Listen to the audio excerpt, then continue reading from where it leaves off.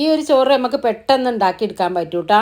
നല്ല ടേസ്റ്റ് ആയതാണ്. ഇതെങ്ങനെ ഉണ്ടാക്കണമെന്നൊക്കെ ഞാൻ വീട്ടിലുണ്ടാക്കിയ നെയ്യ് ഒഴിച്ചിട്ട് അതിൽ അണ്ടിപ്പരിപ്പ് മുന്തിരി വറുത്ത് കോരിയിട്ട് അതിൽ ഇതാ ചെറുള്ളി പൊടിയാക്കി നിർത്തിയത്, കല്ലുപ്പിട്ടുകാണ്ട് വഴറ്റി ഇഞ്ചിയും വെളുത്തുള്ളിയും ചതച്ചിട്ടത്, പിന്നെ പട്ട ഗ്രാമ്പു ഏലക്ക അതും കൂടെ ഇട്ട് കൊടുത്തിട്ട് നല്ല മൂപ്പിച്ചെടുക്കുക. അതിക്കിതാ മല്ലിച്ചപ്പ് പുതിന ഇട്ട് കൊടുത്തിട്ട് 3 കളറ് വെജിറ്റബിളാണ്. അതിക്ക് ഞാൻ സോയയും കൂടെ ഇട്ട് കൊടുത്തിട്ടുണ്ട്.